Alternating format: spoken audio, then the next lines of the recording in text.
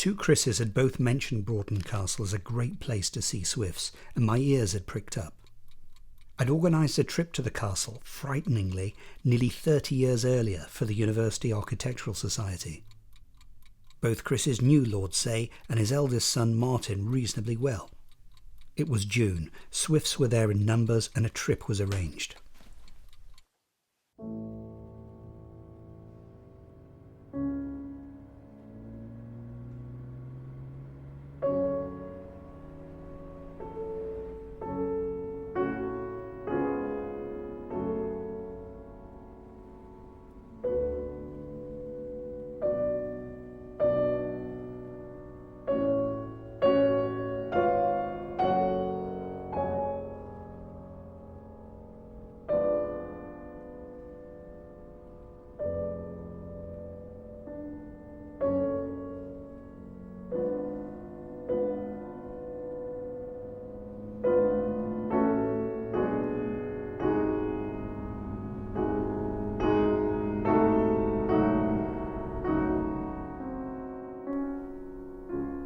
Broughton Castle is unquestionably one of Oxfordshire's great treasures.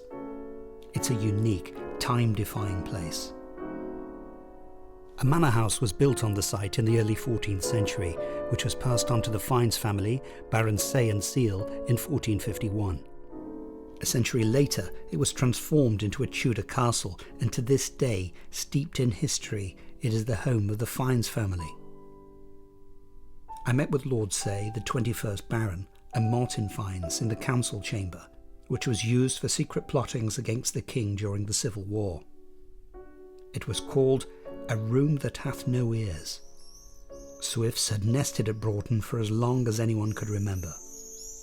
I was all ears. So, Dad, the swifts arrived this year on May the 8th, which is perhaps a little bit earlier than they Yeah, I put them down for May the 13th, so if you put it in a bracket between the 8th and 13th, that's about right for their arrival. And then we could keep them for 3 months. They go in early August, and it's a tragic moment when they go. One gets so attached to them during the 3 months they're here, so enjoy watching their wonderful flying performances and their in and out of their nest, and then suddenly to be no swifts for another 9 months is painful. And we get, it's funny, this sort of territorial, you get the swifts on the south side of the house, and they nest on the south tower here.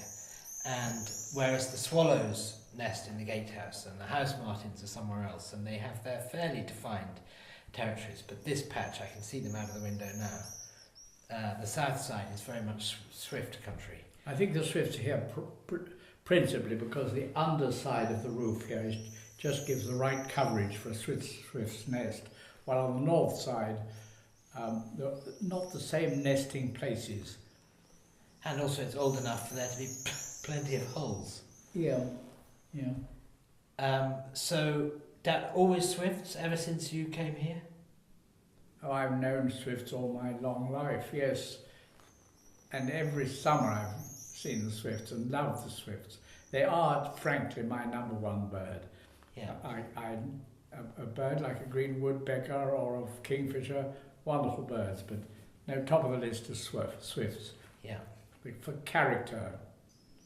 Our tea normally happens on nice days outside and on the south side, and the swifts going round groups, so normally we've got maybe 10 to 20 and them spinning round the back garden screaming on summer evenings is absolutely a sort of defining thing about the Broughton garden experience.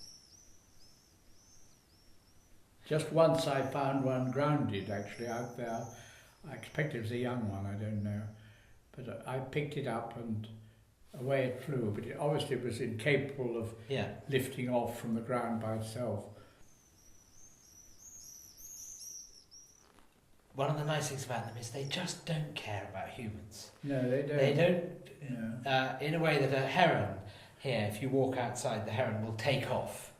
The swifts are completely oblivious to your presence, and so that here you can stand on the roof and hear that as they whiz past you at high speed, which is one of the, to me anyway, great noises. these are magic birds, and any creature that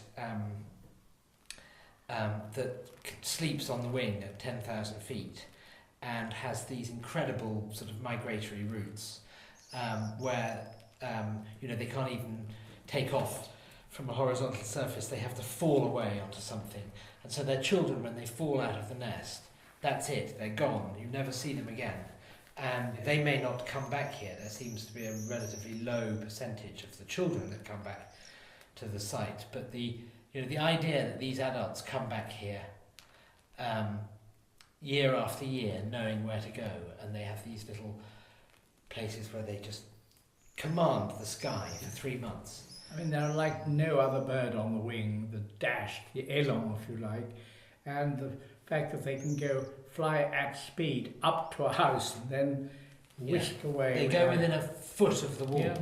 in little groups, almost sort of joyriding. It's like Daredevil with their mates, how close they can get, how fast and how close they can get to the house before turning away, screaming all the while.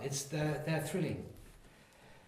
And If there was a reincarnation to the bird life, I'd be a swift. yeah, me too, absolutely, no question. So would I.